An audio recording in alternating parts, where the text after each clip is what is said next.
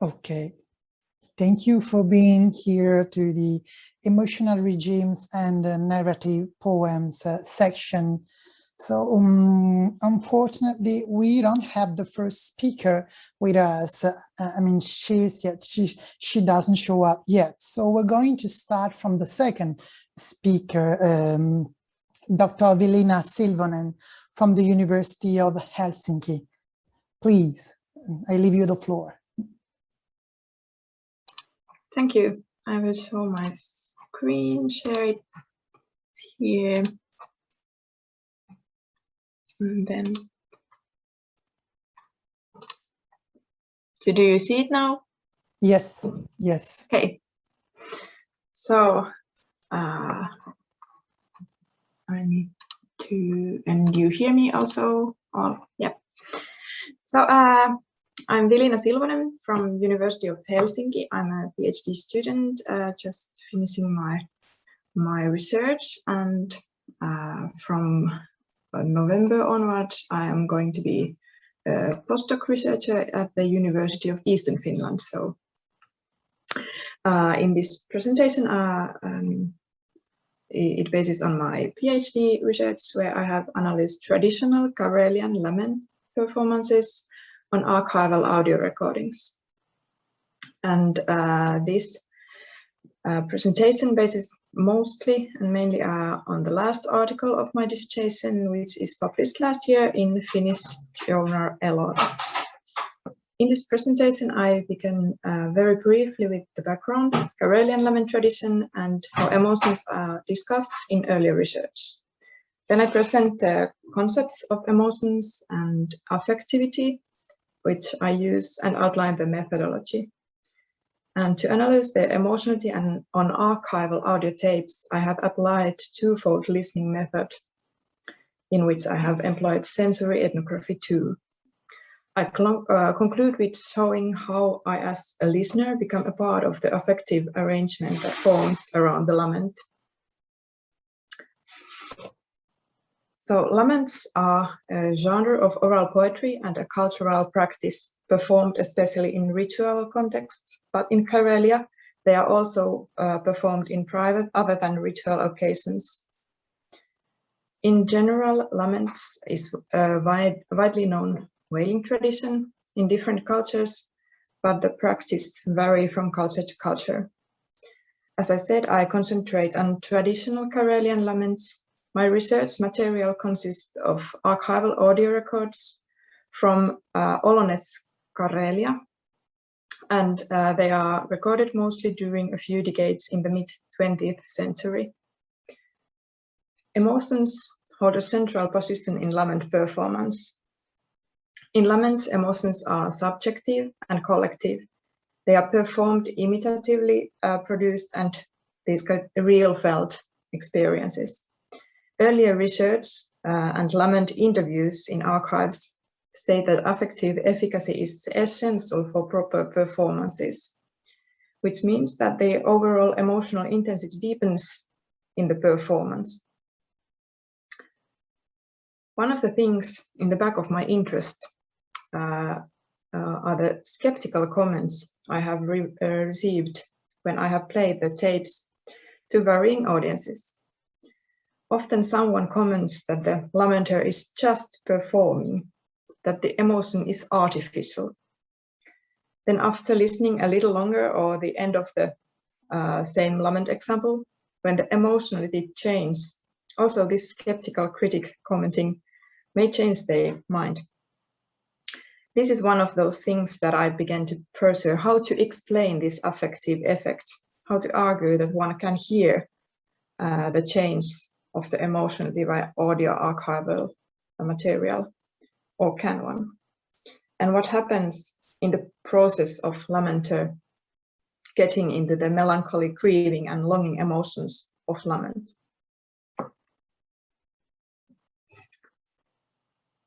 One of the first Finnish folklore scholars, Elias Lönnrot, describes the emotionality of laments terrifying and the performance odd in 1836. Another 19th century scholar and collector, Volmari Porkka, gives a more delicate portrayal of a lamenting performance. In 1883, he wrote how a lamenter immersed herself in the sorrowful emotions, and the performance enhanced everyone present. The quality of emotions in laments, the collective aspect of the emotionality, and the affective impact of laments are reported in research of Karelian lament tradition since the early phase. Lauri Honko writes that laments are the poetry of everlasting longing for the departed ones. Martti Haavio has described laments to be that laments express grief of every people. And for example, Aili Nenola, Aleksandra Stepanova, and Eila Stepanova write about the emotionality of metaphoric lexicon and special poetic language with endearment suffixes and forms. Elizabeth Dolbert has analyzed the musical means of the sorrow, and James M. Wills examines emotions of varying lamenting traditions, especially from the perspective of language and communication, employing also the metacultural model, which brings then the practices surrounding lament and lamenting into the focus of analysis. All these discusses emotions mainly as a communicative and ritual practice, and these do not specify what kind of phenomenon the emotions of laments are more precisely. I have focused on the affective side and the diversity of emotional phenomena. I approach emotions with multidisciplinary theoretical understanding and discuss the emotional phenomena in laments by paying attention to affectivity, affective interrelations, experiences, and the circulation of affects. I have analyzed what kinds of phenomena emotions are in the archival audio recordings of laments, and how the emotion appear in these laments. I have focused on various performance features and practices. I have also examined how the relation of these only expressed emotions and the ones that can be interpreted as real felt emotions or emotional experiences, how they are different. And this analytical distinction I have made, it rises from the tapes. And in addition to my own analysis, I have had a small control group. Also, the earlier research stated this kind of difference, as I noted. Moreover, I have analyzed what kinds of affective interrelations and connections the lament performance forms.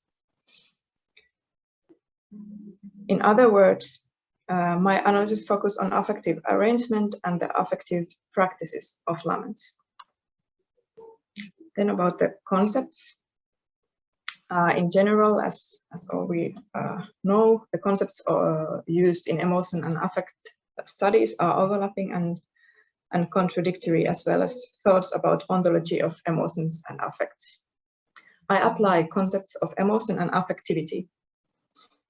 I observe emotions as a multi-level phenomenon in which cultural, social, psychological, and physiological factors coalesce. I understand an emotional experience as a subjective state which arises in interaction with one's social, cultural, and biological contexts. Thus, the subjective is also always intersubjective. Furthermore, I distinguish this expression of emotion and felt emotional experiences, which means that one can express emotions without feeling the emotion in question. So one can perform emotions, for example, by intentionally producing emotion signs. And in laments, both these manifestation of felt emotional experiences and these intentionally produced imitative emotions are genuine proper features. They are embodied automatically as a part of the specific sociocultural practice, and they intertwine in the performance. Then affectivity. With it, I refer to the affecting relations and emotional intensities, the capacity of being affected, to be moved or touched by something. I understand affectivity as some kind of affective betweenness of human and human, or human as well as human and non-human entities. For example, this kind of affectivity can appear between lamenter and the lament. Furthermore, to describe the various affective relations that form in lament performances, I apply a concept of affective arrangement by Jan Slaby, that the concept encompasses the practices, spaces, and participants. And I have also used performance theories, and I find this affective arrangement concept somehow relates to the concept of performance arena by John Miles Foley. In general, I approach lamenting as affective practice, a concept by Margaret Wetherell which refers all the activities, expectations, personal and social histories, memories, the situation, the practices, etc. So in my research, lamenting is seen as affective practice, and a single lament performance is examined as an affective arrangement. Then about the method. So I have analyzed the composition of a lament, especially on the level of textual and musical structures, their interaction and formality. And this is the base and background from where I have moved to the analysis of emotion and affectivity. And the method I have used to analyze these emotions and affectivity, it is multi-level. The main analysis is based on two listening methods, emphatic listening and auditory voice or sound analysis. And this is my application of Anne Tarvainen's listening method to analyze singer's voice and interpretations of songs. And these two listening methods, they do not create a linear analyzing process. Rather, their analysis goes several times back and forth between these two, and they interact closely in the analyzing process. I also use my own experiences as a listener to analyze the archival material. However, I am not focusing on analyzing my own experiences. Instead, my experiences are a tool when I analyze the emotions and affectivity of the lament performances in the archival audio tapes. The auditory sound analysis is listening to the sounds or voice qualities and features that I have interpreted to be connected to the emotions and affective intensity. My interpretations are based on earlier studies of expression and the sound of sadness. Furthermore, to have a better understanding of sounds of crying, I have done some other ethnographic observing, that is, I have analyzed sounds that come out of me when crying or being miserable. I have analyzed these in my real felt emotional experiences that are not attached to listening laments at all. In emphatic listening, I have listened to laments open-mindedly and paid attention to my own experiences, or even just me listening the laments. For me, emphatic listening is listening to the intensity and affectivity, finding the parts of the performance that feel to take a tighter grip of me somehow, the parts that make me listen more closely in the sense of affectives and emotions. The varying features and qualities I have collected from the tapes are strong exhales, emphasized sounds, audible inhales, creaky inhale, this kind of thin sound, tense sound, uncontrolled vibrato, and then sobs and sniffs, some more general changes in the voice, and increasing intensity in general.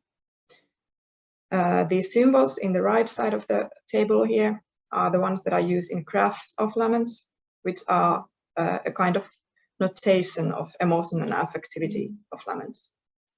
Some of these features are specific for laments, others are more general.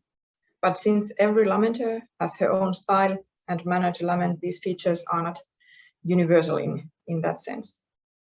The interpretation of emotionality and affectivity depends always on context and the lamenter individual style and manner of lamenting, the recording situation, etc. And here is the graph of lament. The first box is the entire lament. It is a lament performance performed by Eudokia Fedorovna Sofronova, recorded in 1968 in Olonets, Karelia. And then the box below is the end of the lament, just to make it bigger in this slide. So in a lament, one and same audible feature may appear as a sign of felt emotion or as an imitative expression of emotion. And this separation is only a tool in analyzing in the actual performance these expressed or felt are based on the similar sounds, and these are not similarly separate in the performance as in this analysis. And I prefer to think these as a continuum and not as opposites. Because of the individual styles of lamenting and varying performance situation, there are no straightforward features that would reveal the deepening of the emotional state in the lamenter's voice. The imitative and the real felt emotions are not distinguishable in this sense. Thus, only technical or mechanical sound analysis is not enough. So this is why the emphatic listening is needed. And in this lament graph, also the amount of and frequency of emotion signs increases with the affective intensity. And then to note, all lament performances on archival tapes are not emotional or affective. There are several only dictated or just song-like performances without any audible emotionality.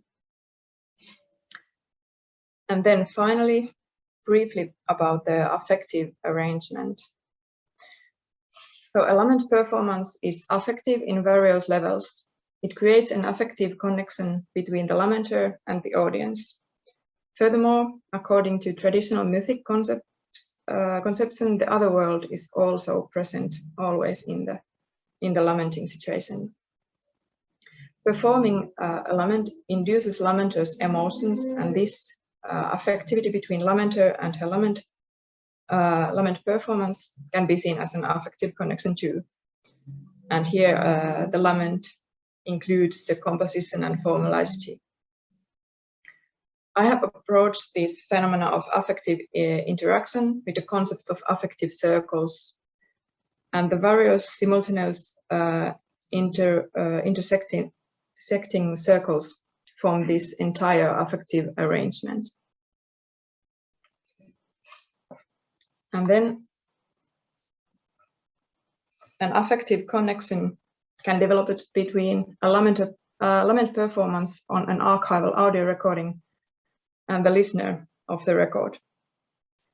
This way, the listener, in this case me as a scholar, becomes in a way a participant in the performance, even though the listener does not have a direct influence to the performance situation itself.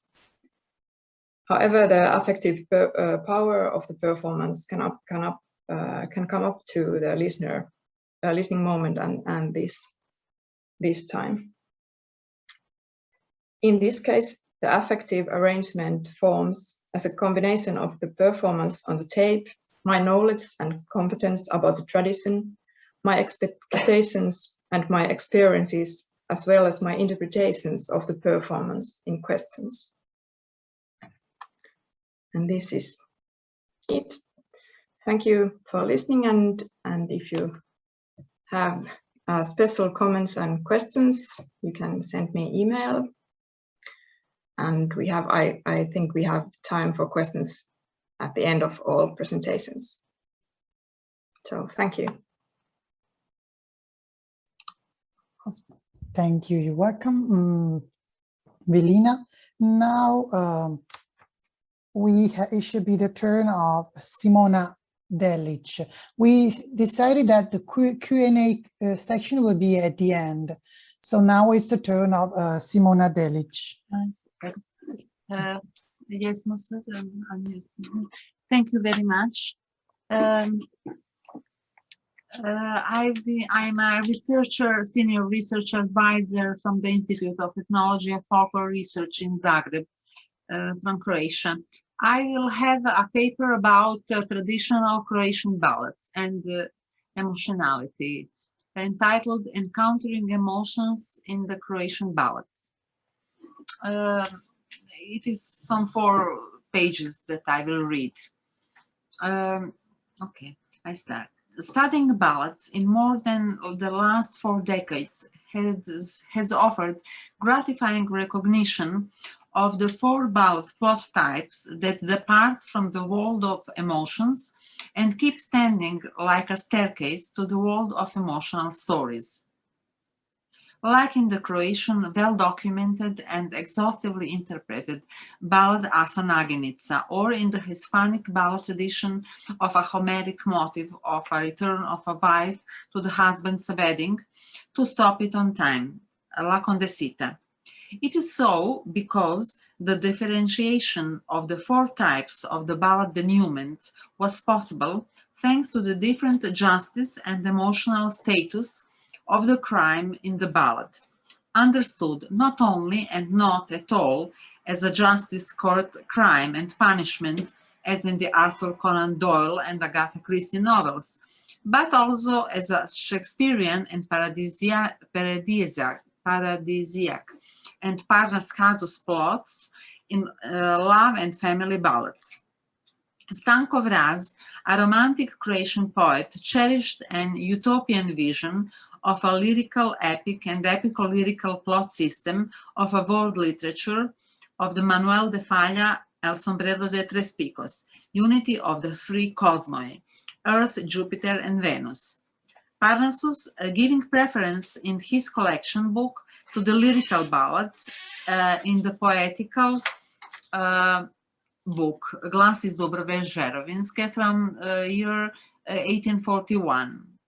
This condition is in the Belle Epoque period, especially as afterwards in Bosnian Sephardic ballad tradition and Sarajevo Elazar edition, as these books show, present in the Sephardic ballad, especially if taking into the account the type of the process of collecting and collecting itself of Don Manuel Manrique de Lara.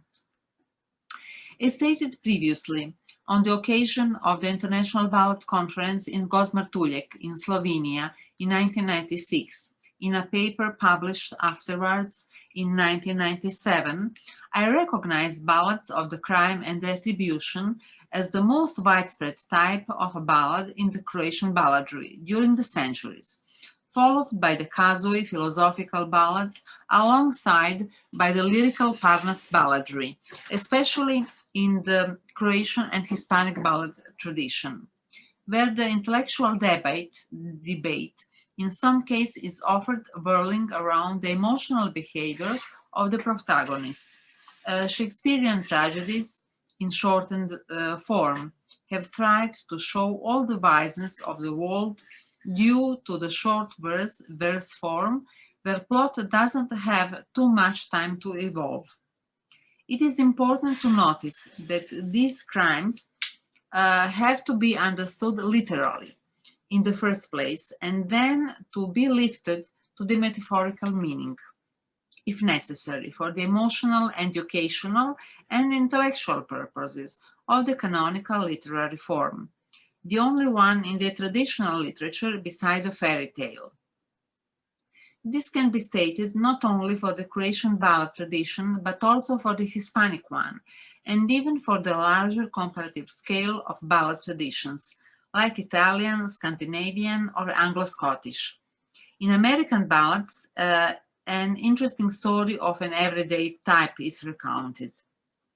If the denouement is important as this is also the evaluation process of how the plot and round and flat characters in E.M. Forster terminology are formed, depending not only on the poetic discourse primarily, but also on the cultural context, studies, and analyzed by the literary anthropology, ethnology, and the cultural studies. including of the ballads in the elite canonical literature forms, such as in the Shakespearean drama of King Lear, give preference to the poetic words than to the too intellectual debate of the scientific discourse, highlighting the importance of the scientific or the artistic subject of the reader or the writer and their emotional worlds, who presents himself, herself, necessarily in the Joycean portrait of an artist during his or her youth, in the aristocratic, glamorous context of the ballad poetical story of intimacy and the real world. As if the short form were not enough. Ballad is a pictorial heaven, a kind of surrealist poetry, depending always on juridical statements. The impression of a verse form of all poetical genres, oral or written, is impossible without strong pathos. In this pandemic situation, and even other natural catastrophic situations that threaten nowadays a global world as well as local communities and particular nations, one must look backwards to the 20th century anthologies where such tragedies were mentioned also, but without mentioning a family surrounding, as if the poet of a ballad was afraid to present it in a close reading, but rather as a panoramic view, alleviating in this way the painful event by omitting its concrete private outcomes. The family ballads must be read this way too, especially taking into account the Matrix Kratica anthology, afterwards mostly tragical historical denouement during the Second World War in almost all the universe. If we move interdisciplinary from the study of the oral poetical discourse to other art disciplines, such as painting, for example, one could compare ballads to Victor Turner's opus, for example, that seems to show in the history of its color composition evolution, the evolution of the comprehension of the nature and the sky of the natural elements, as well as the ballads show in the lyrical familiar fan of serious and less serious familiar situations. Peacefully foggy balladic situations intertwine with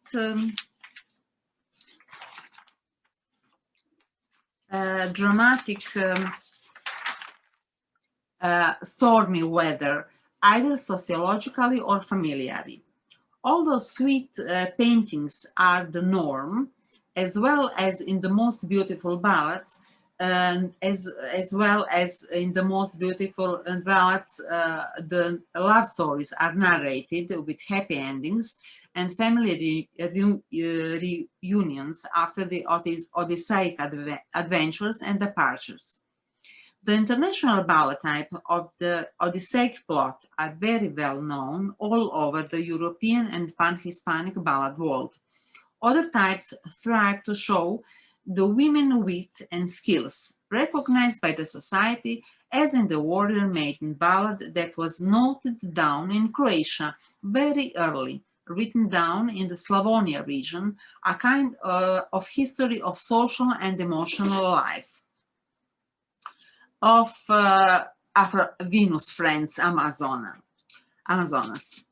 If we take this international ballad of a warrior maiden as an example of the maturity of the folk life in comparison to the elite societal aesthetical preferences, we could state that there is no big difference, hopefully, in emotionality of Amazonian life and intellectual elite preferences. The 15th century guest ballad from Hungary, this warrior maiden, coexists nowadays philologically together with patriarchist ideology of the upheaval of the ideal lady, as if the football camp was always compared theoretically and platonically to fashion designers' outlets. It would be best to compare ballads as a kind of a pioneer in cultural tourism, almost reachable to everyone, and related to pilgrimages and religious life of annual nature customs, such as harvests, harvest, or other events of the year calendar. It propagates the philosophy of Calderón de la Barca, the Spanish writer, The Life is a Dream, not entering too much into the sociology, although one must believe that the origin of each particular ballad was measured carefully in a global and in a local perspective. The Oriental love described in the ballad of different nations as if thrives to propagate a slow life that thrives toward the paradise with the hope of the affective affinities, Goethe's novel. Although mostly female genre, it takes the afternoon off the record to women and men to have time to learn the song of the ballad, to be able to perform it afterwards to friends or family members. Although permitting to everyone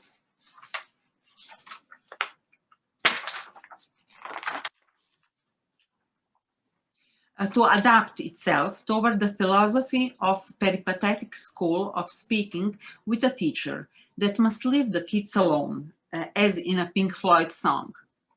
The international ballads like the topics of the adventurous matter too, the abduction ballads, the adultery ballads. One would like to compare them to the youth literature, but it is not the case thanks to the holistic societal customs of communal singing and narrating, where the details of variants matter, amplifying the topic often substantially. It is so difficult for youth to be youth literature. The international ballad deal even with the topic of Ovidian metamorphosis, the dragon turn into a beautiful youth in a Croatian and Hispanic ballad, Rimski-Korsakov, Scheherazade, Rico Franco, although without the narrator comment, as if open to individual judgments, without comment, as a kind of parental or grandparent embrace and care, as well as societal protection. If we take a close look at the ballad anthologies of different nations, it would be interesting to map the history of the appearances of different nuances of emotions that painted the world continents around the centuries and around the divinities, for example, in the Egyptian Muslim ballads on Mahoma, or family in the Sephardic ballads as well as Croatian. The researchers, especially in the Hispanic world, had taken into account almost all the nuances of poetical discourse. Everything matters in the ballad. The studies of appearances of different colors and different clothes were examined in the relationship toward the particular family roles, for example, and historical trade and custom circumstances. The world of plants was particularly well studied too, as if the pan-European balladry was a kind of the Temple of Flora by Robert John Thornton, re-elaborated. As a kind of a gift from the sky of the natural elements of diamond sky to the humanity, from the Cleopatra Aristotelian Sophocles time, and in Parnassus, when the response to someone's question wasn't silenced, but re-elaborated into another poem or verse. The ballad is not the necropolitics, as Renata Jambrasic-Kiron used this term yesterday. I added to my paper. The ballad is not the necropolitics. The theory of pan-Hispanic balladry by Diego Catalán Menéndez Pidal pointed nicely, as well as one by Ramón Menéndez Pidal, the theory of translation of every ballad verse, taking into account the content as well as form almost mathematically. On the contrary, the academician Maja Bošković-Sulji, a Croatian academician and folklorist, very well known worldwide, relied on the structuralist methodology in the impressionist paintings of particular ballad types. The Warrior Maiden, or in Hektorovich Bugartica, Tidings of Death ballads, for example. that I studied a few years ago. From Aristotle to Hegel, depending on the possibilities of cultural tourism and individual interests in international love ballads and family ballads, these ballads cross linguistic and cultural frontiers, always related with a joyful recognition of the sameness or similarities. On the contrary, adultery ballads, far from entering into the criminal dossier, problematize the relationship of a truth and a particular ecological niche, or the fidelity and individual concentration and work possibilities that are thought in a cultural terms, not familiar terms. Far from being the Almighty God, the ballads show historically that they cannot stop the historical excesses of hysteria. For example, in the year before the Second World War. The phenomenon of the existence of international ballads recognize with happiness the sameness in the plot and characters between different nations and foster the philological mind that oppose to the seductive fishing of the ring that threatens emigration through Bavaresque thrive of taming of a show. To emigrate to another country for be falling in love with a beautiful lady, the ballad doesn't know since the medieval times of Benjamin of Tudela, a Spanish and Hebrew writer, who tried to calm down the popular book of critics. The Troubadouresque ballad voyage, as a voyage sponsored by nature, turned sometimes to be a glamorous illustration story, searching for the truth and justice and love, and not the search for the lost time that turns down the balladesque Santiago de Compostela pilgrimage, Mecca and Medina town as a meeting point, a place of holiness and meditation. In this respect, Santiago refuses to be a Celestinesque place of encounter, but turns out to be a place of interchange of cultural goods, of ballads in the glory of cultural tourism and the happiness of telling an interesting poetic story immersed in a mystery of creation and recreation with the pathos of the real or reinvented, thanks to the photographs and letters of the Mont Blanc romantic family, not avant-garde family, and social heritage encounter with the mystery of nature and romantic love with the age of beginning and the creation story.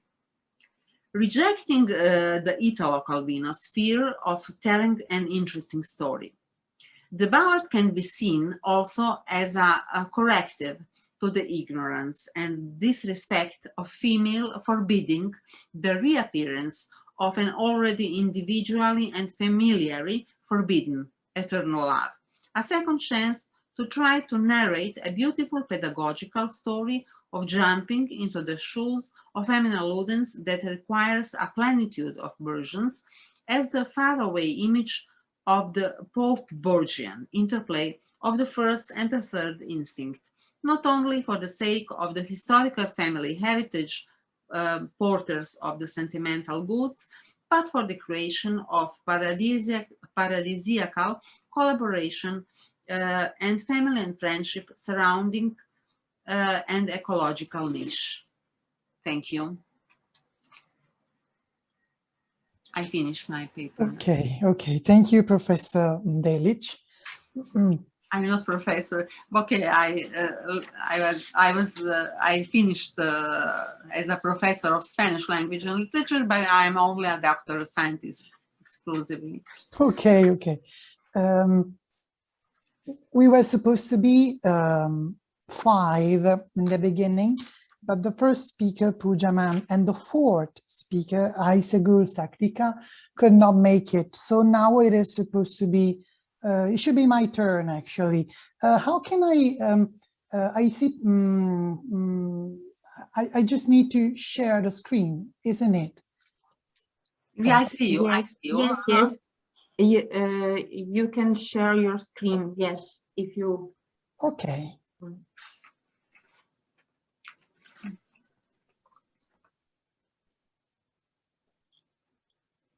Okay, now you see my PowerPoint, and now I'm going to put it in full screen. Okay. Well, okay. Thank you for being here. I'm the last speaker of this panel on emotional regimes. My name is Mario Talamo, and I'm associate researcher at the Centre de Recherche sur les Civilisations de l'Asie Orientale in Paris, and adjunct professor at the University of Catania in Italy. Today I'm going to talk about my paper title is Women and Emotions, Changes of Readership and the Implications in the Late Edo Period. We're talking about a time span, a Japanese time span that goes from the 17th century till the second half of the 19th century.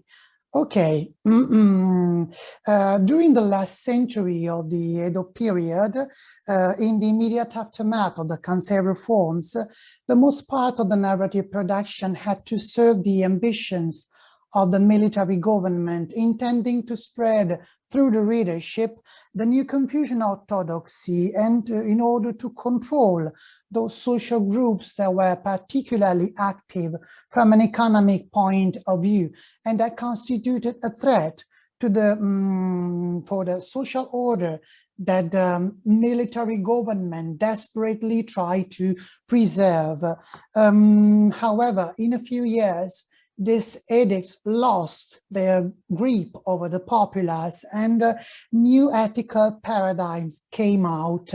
These were influential also on Tales of Vengeance, or Katakyuchi Mono in Japanese, a production that was created as a mean of propaganda, of Neo-Confucian propaganda, of course.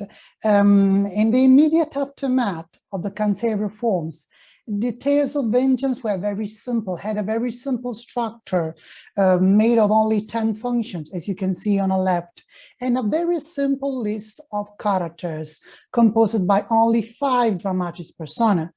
Besides that, the readership had no specific sexual connotation, as the propaganda, the political propaganda, was directed to the entire population. So the aim of my paper is to show an evolution of the readership of Vendetta's tales, or Katakyuchi Mono in Japanese, and to see how, together with a new audience, new functions, dramatis personae, and paradigms developed, transforming the original format. My paper is based on a corpus of 7 tales of vengeance issued from the immediate aftermath of Kansei reform, so from the end of the 18th century to the 6th decade of the 19th century. These are Katakyuchi Gijo no Hanabusa by Nansensho Somahito from 1795, Katakyuchi Sumio Shimode and Tenga Jaya Homare no Adauchi by Jipensha Ikku from 1799, Katakyuchi Magotaru Mushi by Santo Kyoden from 1806, Katakyuchi Yomeo Shidani by Shikitei Samba from 1807, Katakyuchi Ayado Banashi by Goryutei Tokusho from 1832, Katakyuchi Teijo Kagami by Santo Kyozan from 1844, and finally Iga no Adauchi by Dontei Robun from 1860. This text represents the different stages of the late Edo intellectual history. So from the first years of the 19th century, women turned into one of the most important targets of the publishing industry of Japan, thanks to the rise in literacy that invested the entire society. Whereas in the previous centuries, no literary production was tailored on a women requests that were often associated with children in terms of literary choices. From the beginning of the 19th century, they turned into into a new group of consumers, and several publishers started to study their tastes in order to create the perfect work that could match their interests. This was the case of Ninjobon, books about feelings and sentiments that were published from the beginning of the 19th century exclusively for women. As I said before, in the beginning, the Tales of Vengeance from late Edo period had no modern readers, but we can actually outline the evolution of the readership by analyzing the dramatis persona of the donor that usually reflects the type of audience the writers address to, because works with a male donor aimed at the female readers.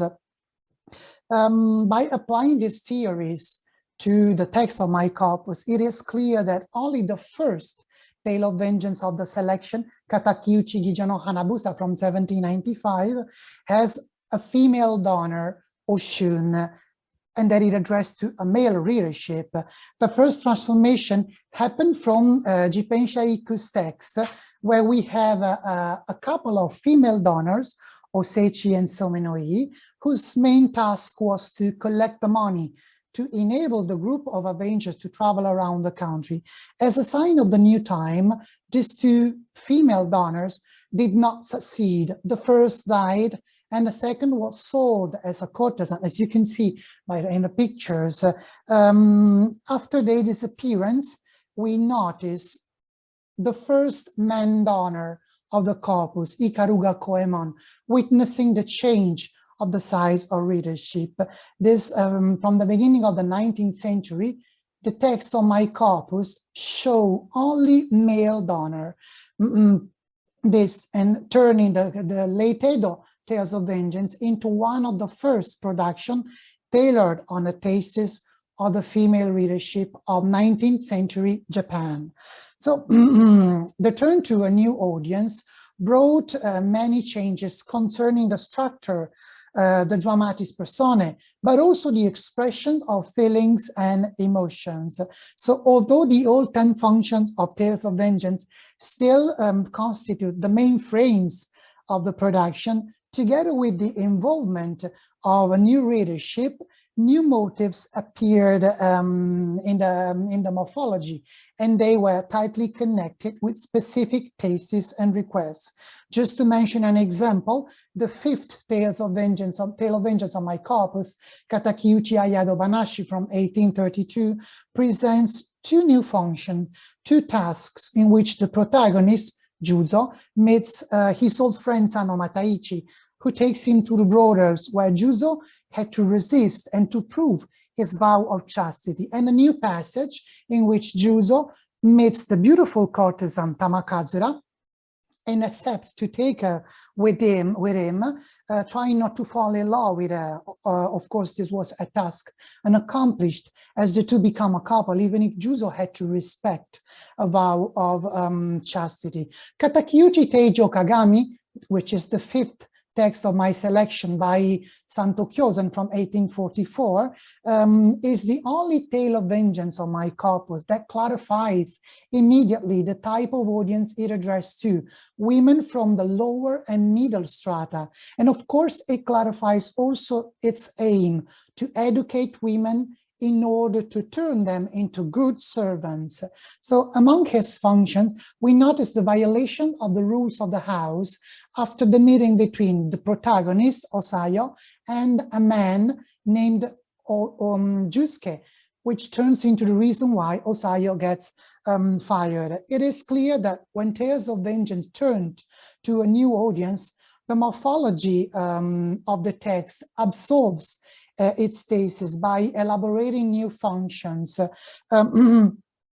which express women's mental structures and predilections, for example, love stories, and by creating new characters. The first sign of the turn to a new audience was clear in the donor. However, also the protagonist's vicissitude changed.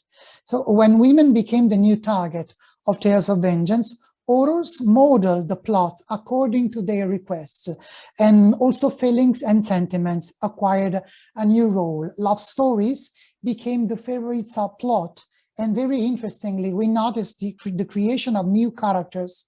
These do not become an active part of the plot, but joined the narrative only in the sections that women were supposed to enjoy the most. Their role differs according to the sex of the main characters. As a matter of fact, actually, the new characters attempt at corrupting the virtue and the moral integrity of the main characters. Women are femme fatale, while men are tempters. This is the case of Tamakazura in Katakyuchi Ayado Banashi, of the beautiful courtesan Tamakazura, who conquers Juzo's heart, or maybe the case of Jusuke in Katakyuchi Teijo Kagami, who tempts Osayo's virtue. Their role resembles to the influencer from Claude Bremont theories, as they can change the status quo.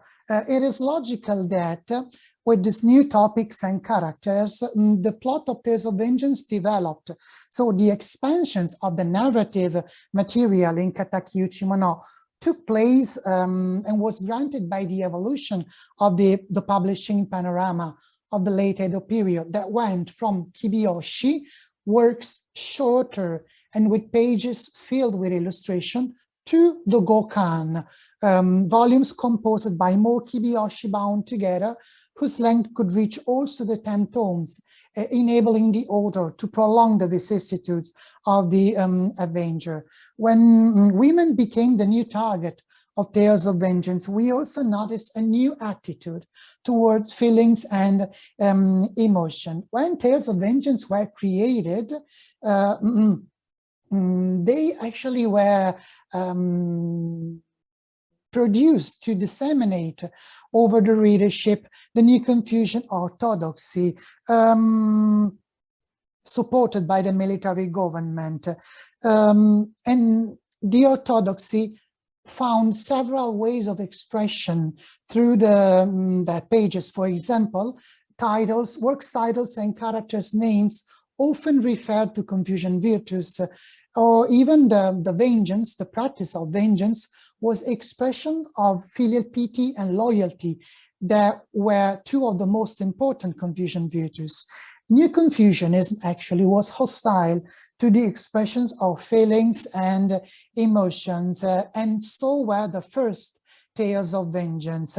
According to Jusi, the most important thinker in the New Confucian orthodoxy, feelings and sentiments could have a negative influence on individuals, as they could mislead a man from the right path. Contrarily to what Confucius said, emotion were strictly forbidden in the New Confucian vision of life. This conception appeared also in Tales of Vengeance, in which love, frustrated ambition, wounded honor, and jealousy were the reason why the antagonist kills the victim.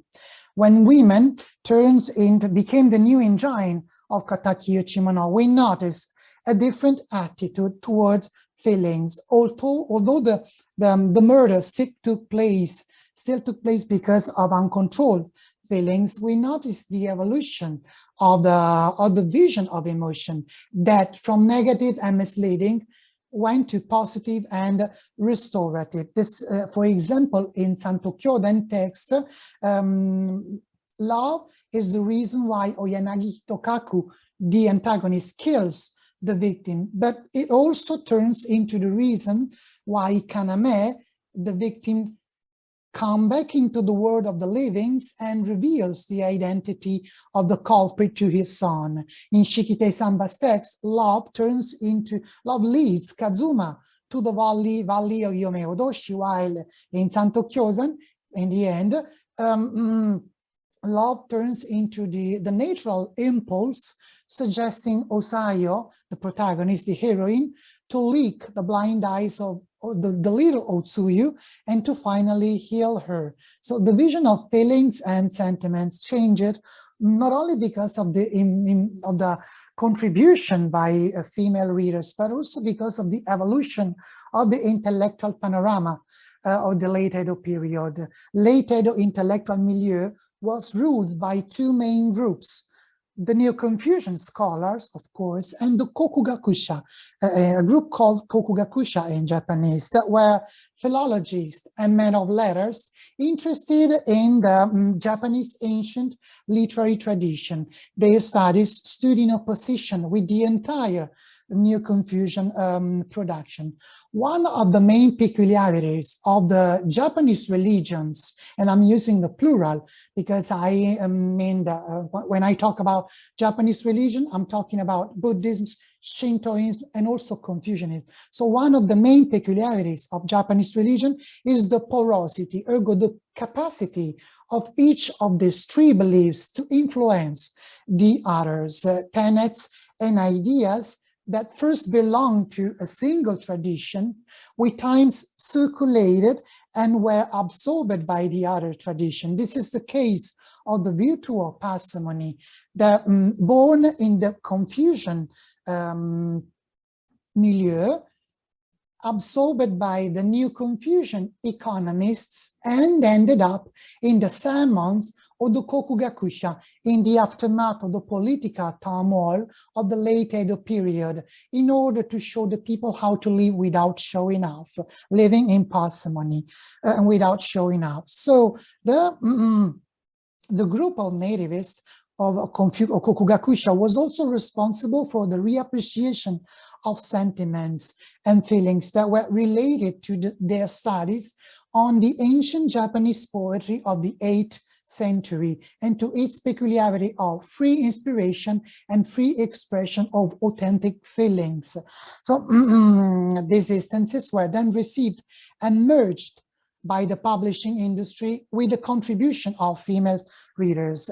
Moreover, Kokugakusha were also responsible for the raising of the interest of the average readers in the classical tradition, in the literary canon of Japan, which influenced the whole production issued from the end of the 18th century onward.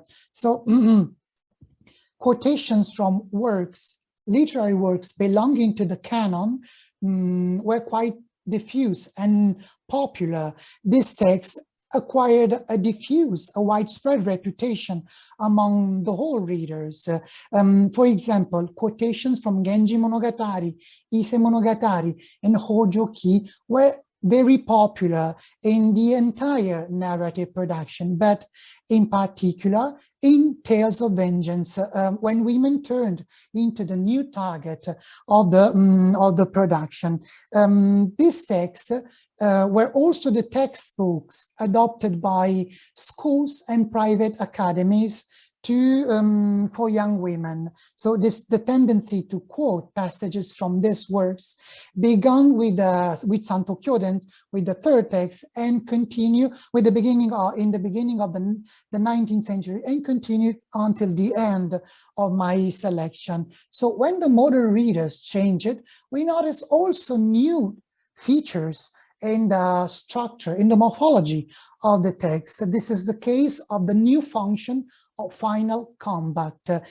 In the beginning, when Tales of Vengeance were tailored on a male readership, the Avengers used a nagayari, a long javelin, a long spears, to kill the antagonist with a penetrating movement. When Tales of Vengeance turned to a female readership, the Avengers started to use the sword to cut the enemy's head off with a castrating movement.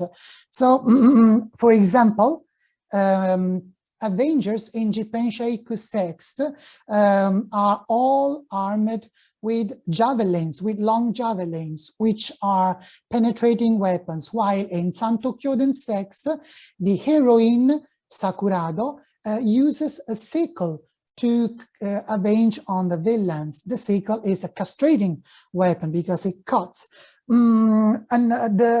The evolution of the readership is also clear in the glissement of the thaumaturgical powers. While in Santo Kyoden's text, we notice that it is the dead body of the father Kaname that heals, that generates white worms that will heal the son Magotaro. In Santo Kyoden, in Santo Kyoden's text from 1844, it is the milk coming out of Osayo's breast, so a woman that will heal the helper's daughters. We also notice a general feminization of the vengeance, while the Avenger use castrating weapons after the involvement of women, the antagonists continue using their penetrating swords. In conclusion, we can say that with this paper, I try to outline the evolution of the readership of late Edo tales of vengeance, or Katakyuchi Mono. And of course, I try to outline its implications. I show that the evolution of the readership was clear in the sex of the donor and resulted into new functions such as the tasks and the final combat, and new characters such as the tempters or the femme fatale. But most importantly, the evolution of the readership brought a new vision of feelings that from negative and misleading went to positive and restorative. Thank you for your attention. Okay, now it is the end. I'm supposed to be the last one, so we can start a Q&A section. We still have a lot of time because we were just the three of us. We can ask for with a Q&A section. There's there's David Hopkins that raised his digital hand. If you want, you can talk. You can open your microphone and talk.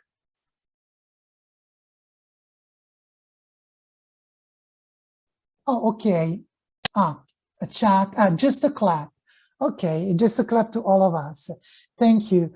Does someone else has other question?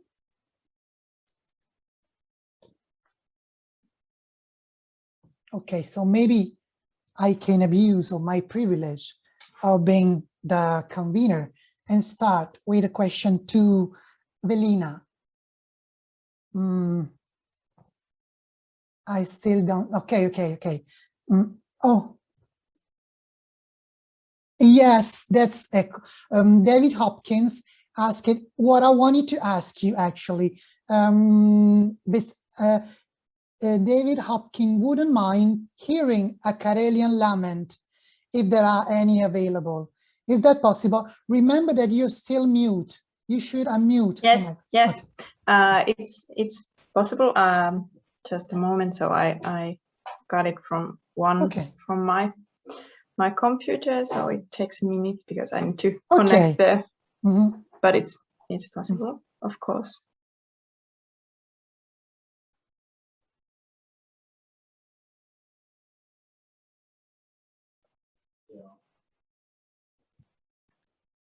So I try another.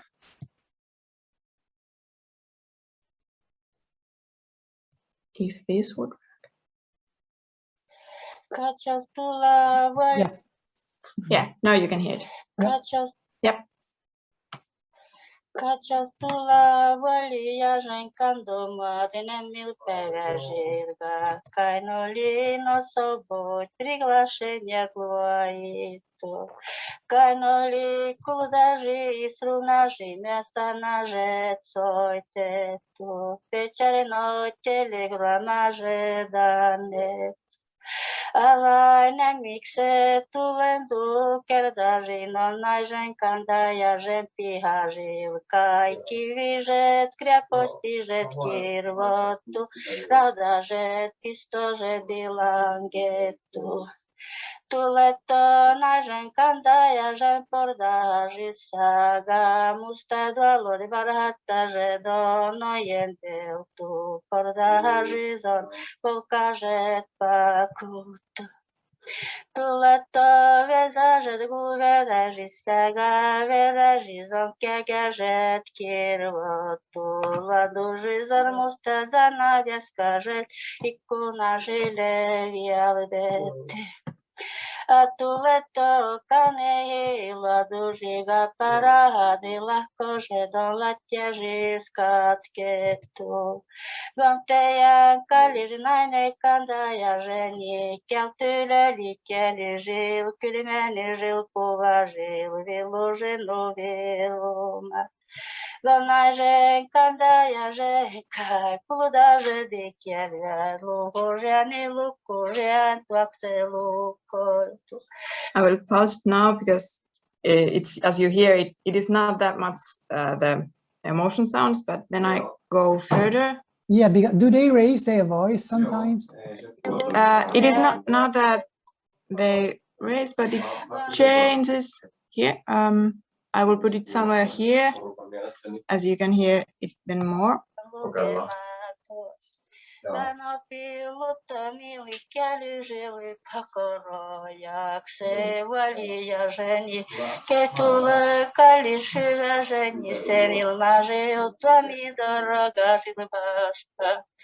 Gerubie kivernastyna kwa kysyne, vieverehtynä vereksedi estire. Kansukaleni väsen kaimarin, hädälle näinelle skinnyri nakkiloima. And this is the face. I forgot to tell that this is a traditional ritual lament with which the lamenter calls for the deceased one's relatives to the funeral and tells that in this case the lamenter's sister is dead. And now when you might also hear the little sounds of the emotion coming audible, the narration turned to autobiographic memories, and the lamenter sends some reminiscing her dead husband, and then towards the end the emotion still intensifies, and somewhere here it is the text is about her dead son. So I just put the end for you here.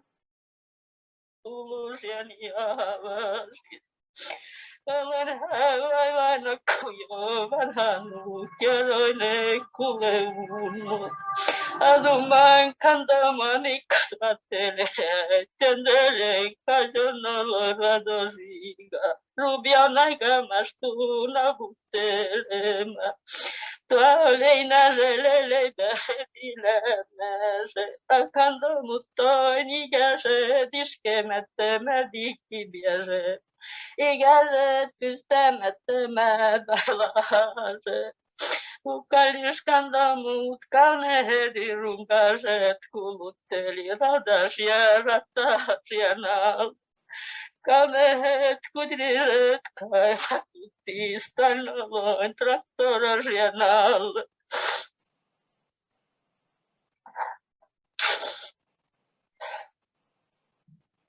So then it just ends. And Mhm. yeah, I can tell that this was recorded in a fieldwork interview, so it's not in the authentic situation in that sense that it would be the real funeral situation, but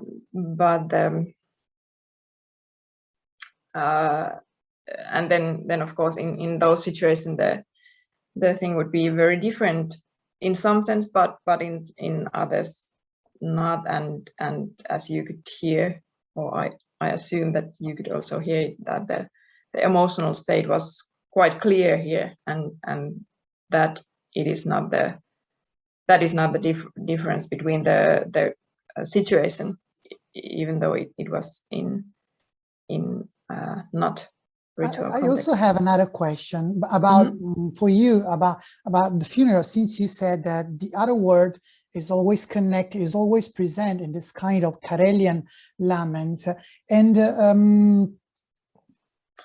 when there's a funeral in Karelia, they used to sing this lament.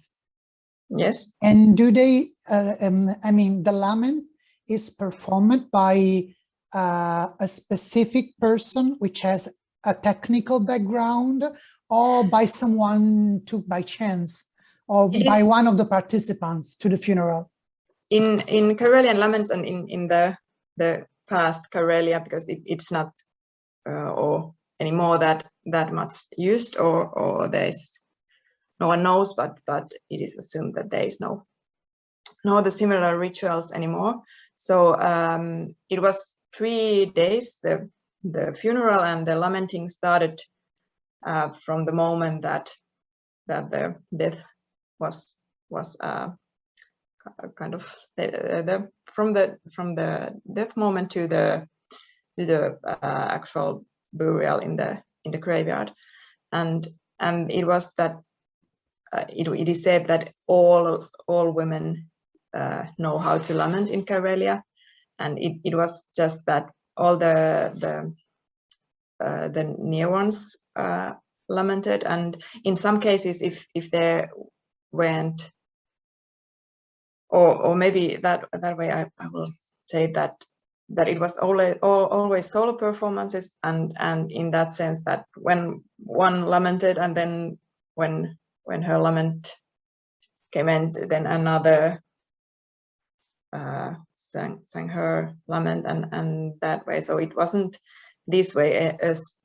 It is a specialist role, but it is not a specialist person, but in that sense. And the other world, it is the mythic background, which is said that because the lament language it is different than the spoken language in Karelia, and it used very metaphoric poetic language and uses very special lexicon and these forms that, and the texts are not always, or have not always been even clear for the Karelian community, and it is said that the lament text is a language that is heard in the other world, and the ritual functions where that the laments kind of they are speech to the other world, and the lamenter asks them to take this new there, and or then just tells her grievings and sorrows for those there. Because like I think every country has its own way of lamenting. Yeah. Because we also have lament in Italy. We had, as you said, in the past. And also in the ancient Greek and Roman tradition, we had people specialize in lamenting during the funeral, but they got paid actually. They got paid. Also in Karelia, they received an amount of money at the end of the performance? Well, it is a thing that, well, it is not clear, and some, well, I can't say yes or no, but some researchers have came to the kind of result that there have been some kind of payments, but then again the lamenters have maybe felt it a bit insulting, even if they're for example using the term of professional lamenter, because it has been this kind of thing that everybody does, and then so there have been some kind of maybe payments, but it is not for profession, but just that some kind of thank you for lamenting here, or then it has just been this kind of thing that everybody knows that this needs to be done, and I'm going to lament here. So it's not that kind of profession that is paid.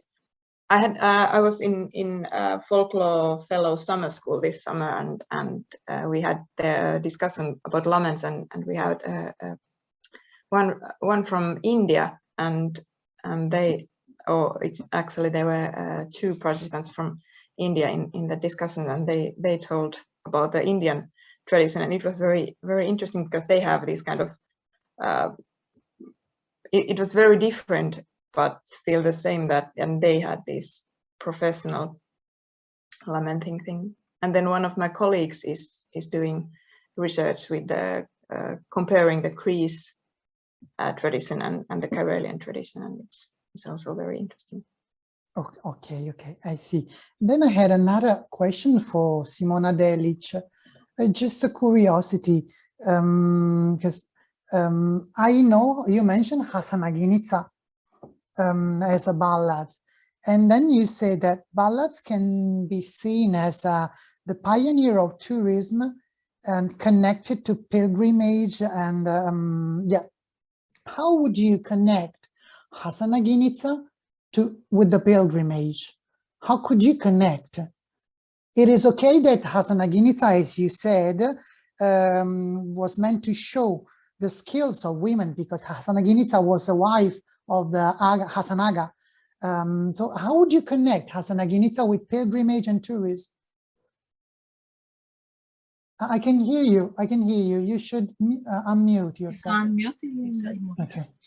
Thank you for this question. I never thought about this till now, but when you mention, I think that the topic of Orientalism that pervades this ballad, because this is a ballad of Muslim content,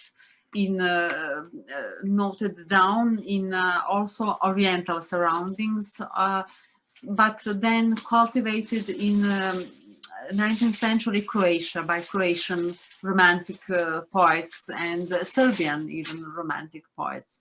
So I think that maybe this is a dream of a paradise between Jerusalem and Mecca and Medina, kind of imagination that why can't we live all happy together without ugly stories. So I think that this is the only thing of the connection of.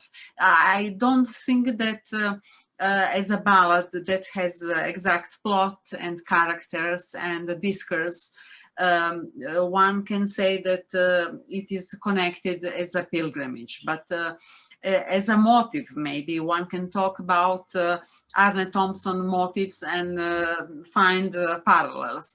But as a concrete ballad, it was not transmitted, but during the literary translations by romantic poets, German romantic poets. So I don't think that it is a way also, if we think about translation as a cultural tourism too, when Goethe translated and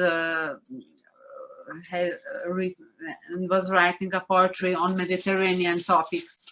It is a way of cultural tourism, but not as a pilgrimage of common people that were traveling by foot or on horse and coming to Santiago de Compostela, for example, and walking for miles and miles and kilometers, and even as if today I have a neighbor that recently went to Santiago de Compostela, and she told me that she was staying at some little hostels and met some people, and even show me some photographs of the group of people.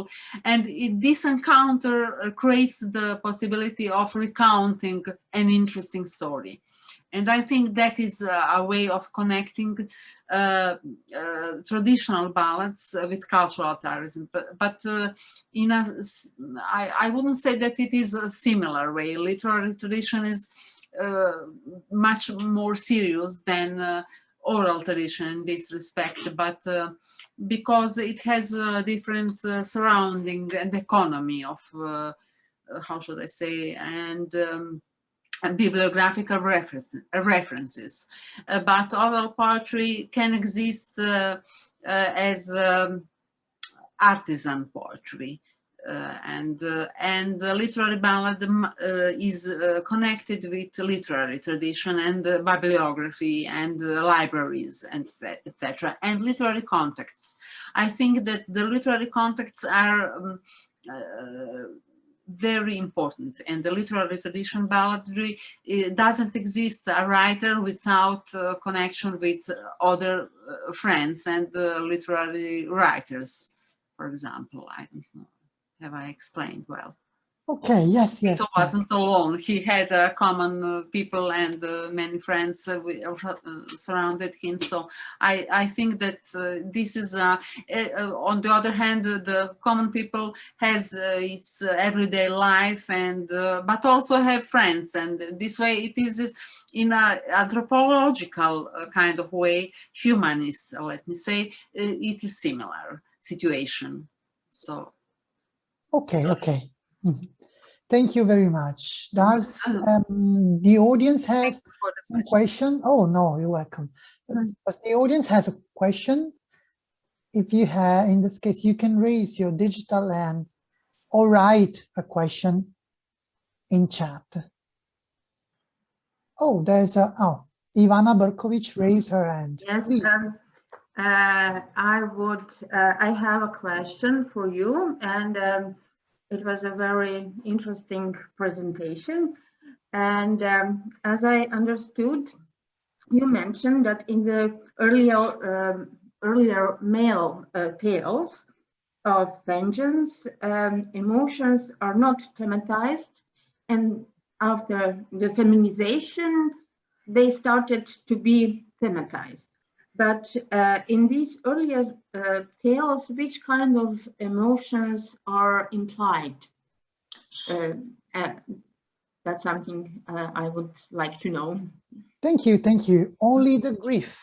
One of the most recurrent words in the first corpus, in the first part of the corpus of Tales of Vengeance, when we can say that they were tailored on a male readership, is the word munen, which in Japanese means rancor, grief, because after the murder, the Tales of Vengeance is after the murder of the head of the family, the son of the murdered people got poor.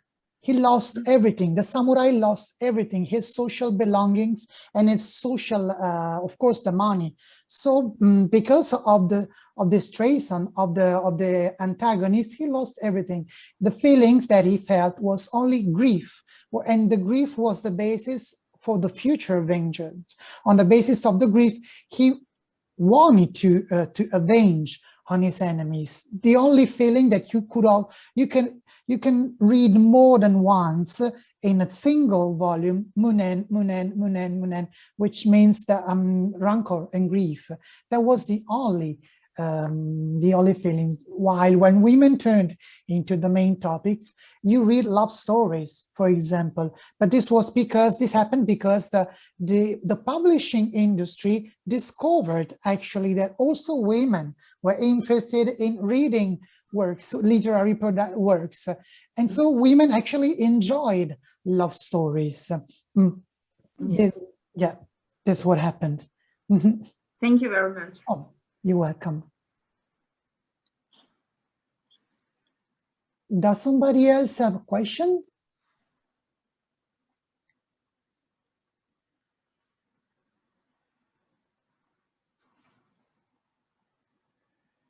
Not even in chat. So maybe if no one has a question, we can just end the section. Yes. Is that okay? Yes, that's okay. Okay, so we can end. Thank you very much for being here. It was very interesting. So maybe see you next time. Yeah, thank you. Thank you. Goodbye. Bye. Bye.